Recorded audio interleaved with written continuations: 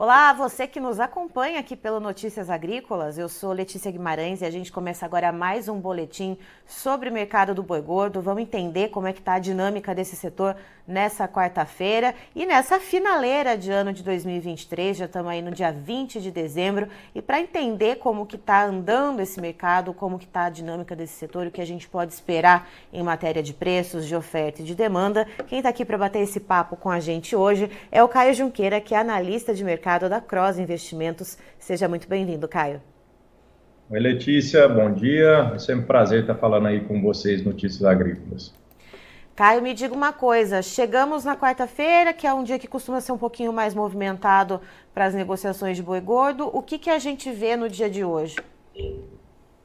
Ô, Letícia, o mercado, assim, para finalizar o ano, o mercado acho que está dado já, né? O ano 2020 para o dezembro de 24 aí parece que está dado, muito pouca coisa deve mudar ao longo de dezembro.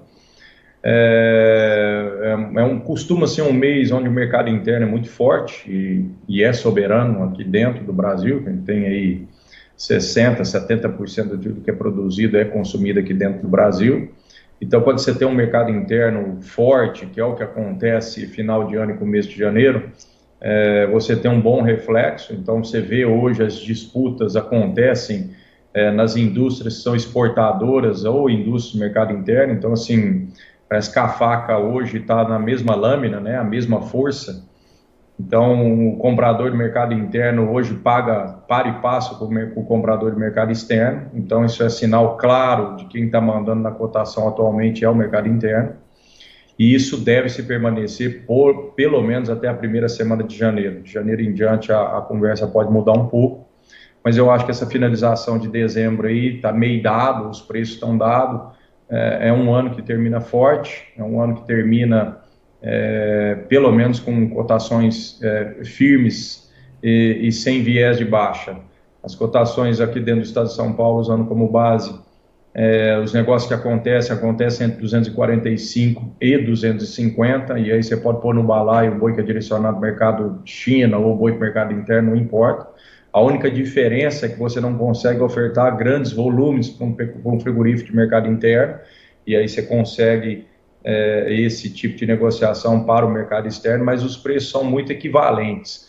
245 você acha tanto em indústria habilitada à China como indústria comum. 250 você acha tanto em indústria habilitada à China como indústria que não tem habilitação nenhuma.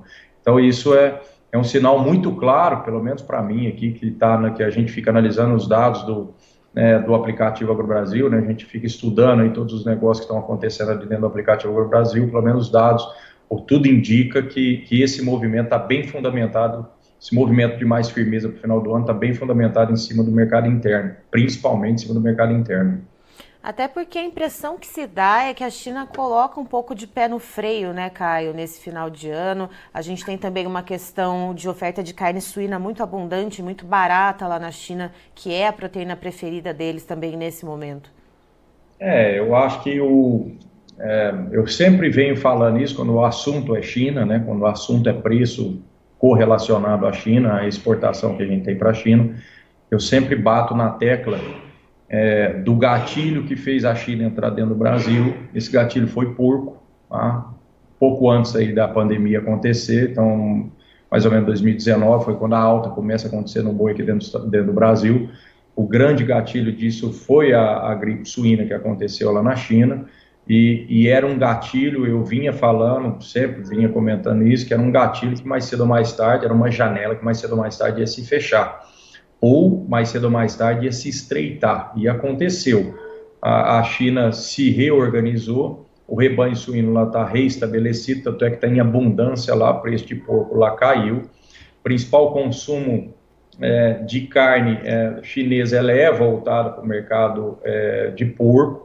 Então, uma vez que acabou aquela ânsia, aquela urgência em comprar proteína vermelha, que caiu de colo aqui do Brasil, eles começam a remodelar os preços.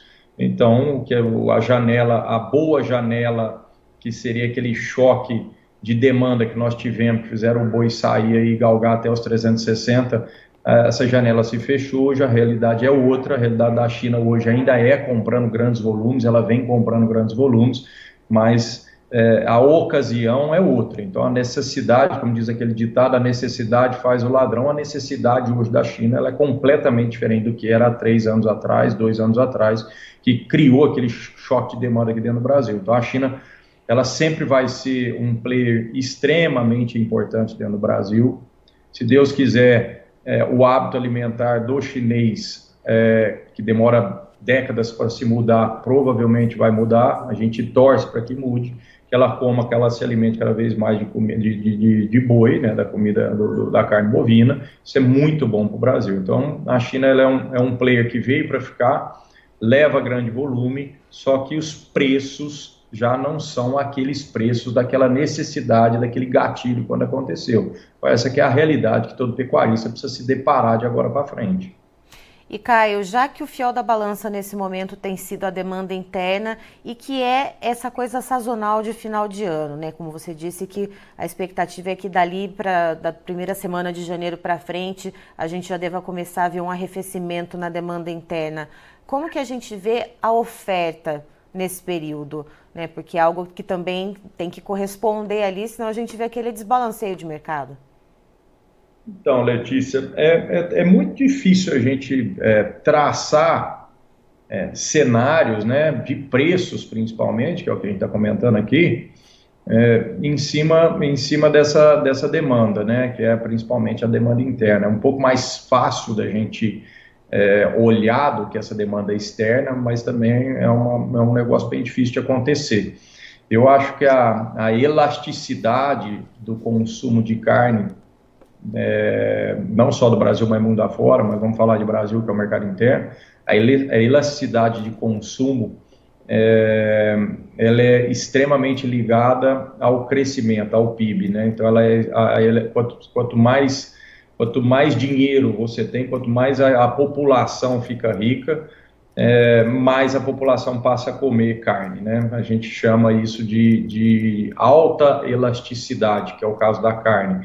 Usando como exemplo, o arroz, por exemplo, tem baixíssima elasticidade. Então, não adianta eu ganhar 1 milhão ou ganhar um salário mínimo por mês, eu vou comer sempre a mesma quantidade de arroz. Isso é o inverso que acontece na carne. Então, o que a gente vê esse movimento acontecer agora na virada do ano, a gente já sabe que é um movimento que não vai se perdurar ao longo de janeiro, fevereiro e março. A gente sabe que é sazonal. É igual toda virada de mês o atacado fica melhor, fica mais valente. A partir do dia 10 para frente, 15, 20, 20 e tantos, o atacado dá aquela gelada.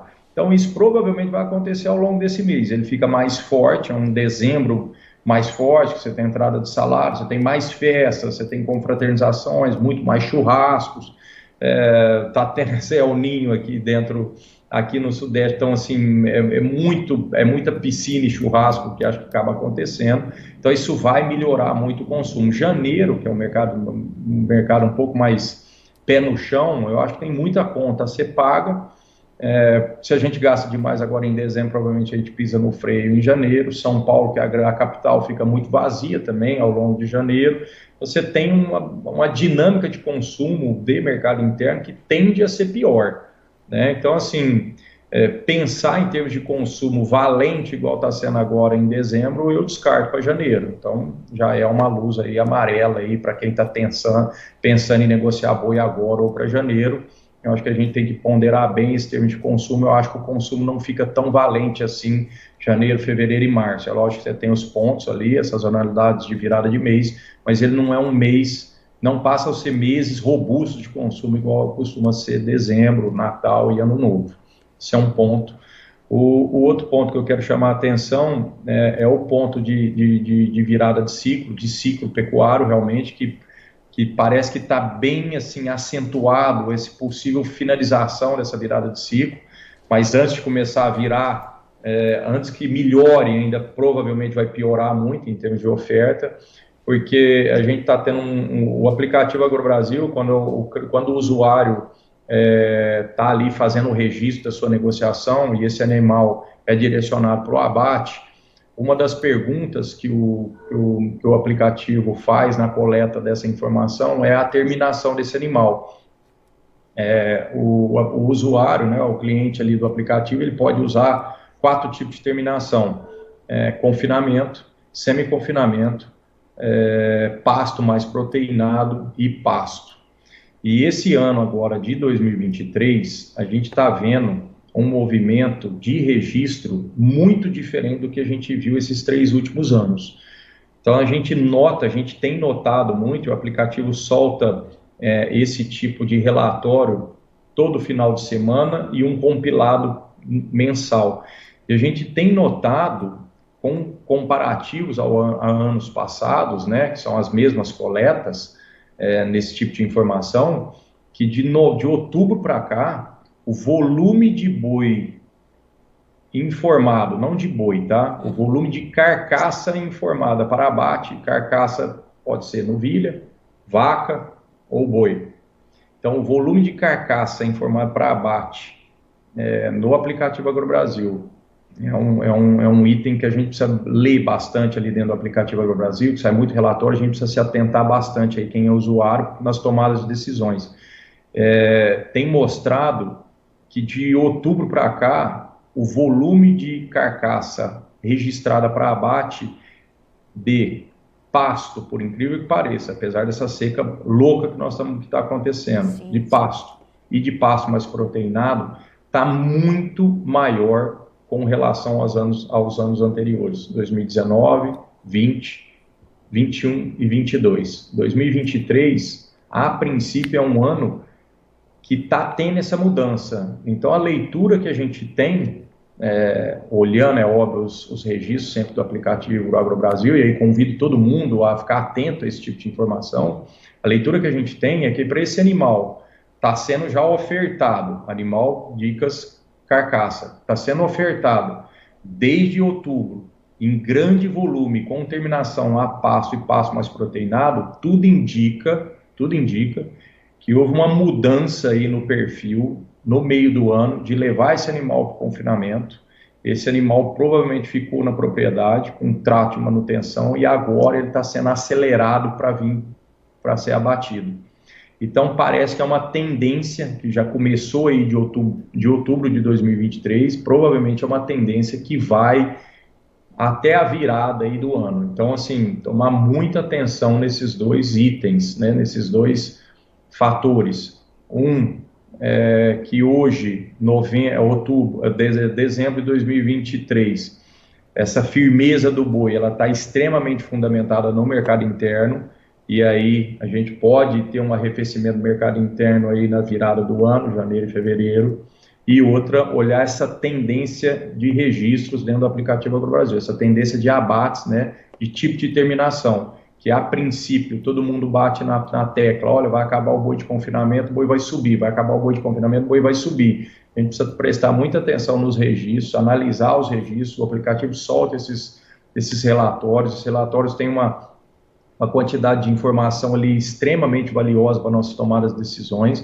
Então pode ser que a gente vire um ano com uma oferta robusta já, por incrível que pareça, pela seca e por tudo que está acontecendo, esse boi com terminação de pasto e pasto mais proteinado. Isso indica, isso deixa claro virada realmente de ciclo, onde os animais têm um pouco mais de carcaça, as carcaças estão um pouco mais pesadas e elas começam a entrar já nesse ciclo já de terminação de pasto e pasto mais proteinado. Se isso acontecer, a gente tem provavelmente um teto aí para essa alta, né? Por mais que a oferta talvez fique um pouco menor, ela fica sempre contínua com essa saída de boi de pasto. Ô Caio, e essa mudança nesse perfil da terminação, ela tem um pouco a ver também com aquele desestímulo ali no mês de agosto que a gente viu para os confinadores, né? Que a conta ali não ficava muito boa para a operação no confinamento?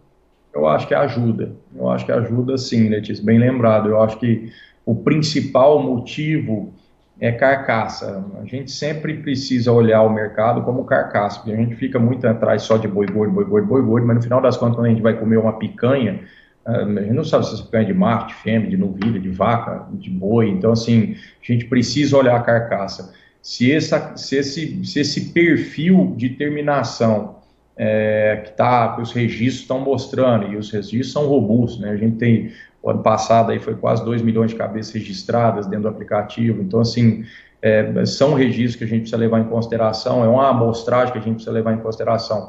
Então, se isso refletir, se isso for uma amostragem que nos dá segurança de falar que isso pode estar acontecendo no Brasil afora, indica também essa mudança também essa virada de ciclo pecuário, né? Então, assim, você teve retenção de vacas, depois você teve muito mais desmama, depois você teve muito mais desmama, você tem muito mais garrote, muito mais novilha, e aí você entra nesse bolo de animais que ficou mais tardio. Então você tem uma carcaça, você tem uma oferta de carcaça, a princípio, que pode ser abundante para a virada do ano. Não abundante, assim, a gente não enxerga uma abundância tão grande assim a ponto de trazer, de ter recuos agressivos dentro da cotação. Na cotação do boi, isso é o Brasil afora, mas a gente nota também, cruzando os dados, que tem uma oferta, parece que um pouco mais robusta. Essa oferta não está sendo só em cima do confinamento, então levar muita atenção, porque mudou-se esse tipo de terminação, então indica realmente que essas carcaças existem, parece, e elas estão vindo de forma robusta.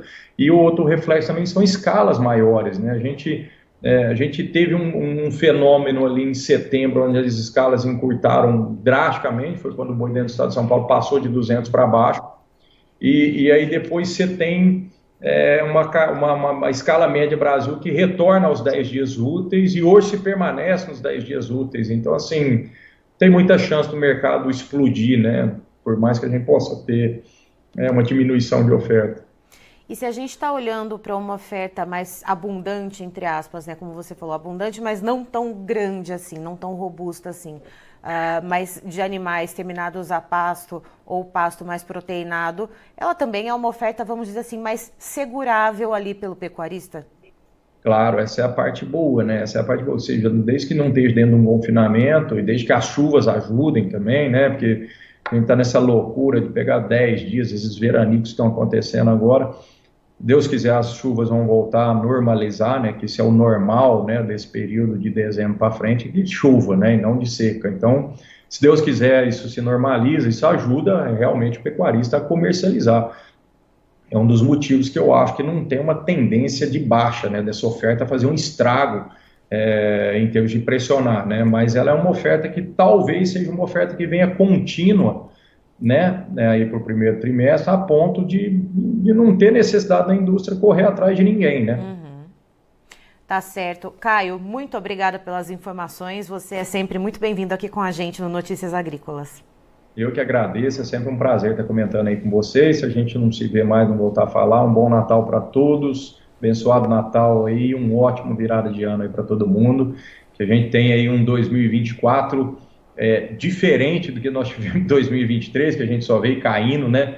Se Deus quiser, 2024 é um ano que pelo menos a gente vai subir, né? E não descer. Amém para todos nós.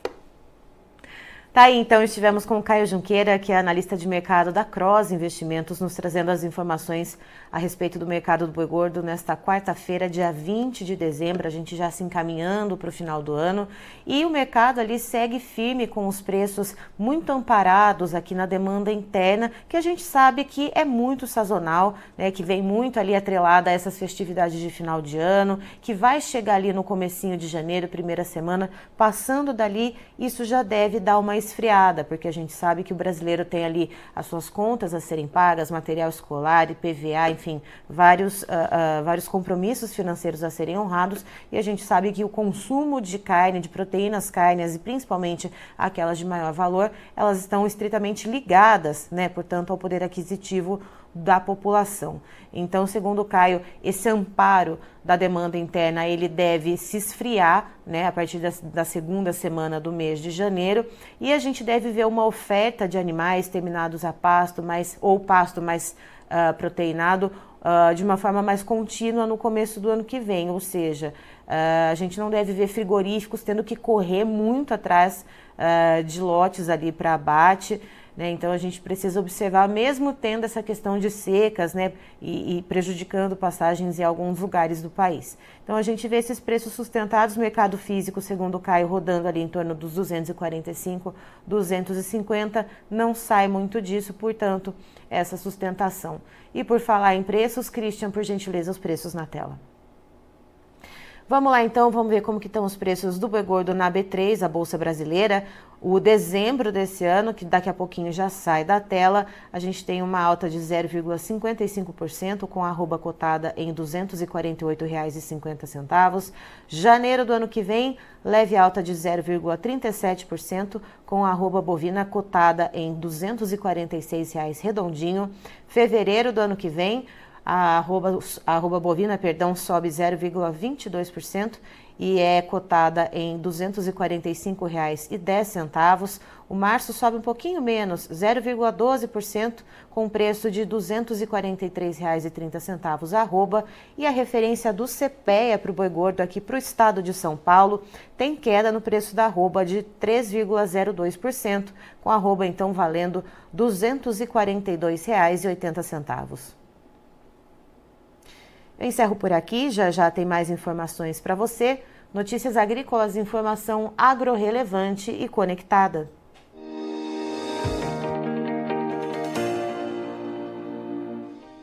Se inscreva em nossas mídias sociais. No Facebook, Notícias Agrícolas. No Instagram, @Notícias Agrícolas. E em nosso Twitter, @Norteagri.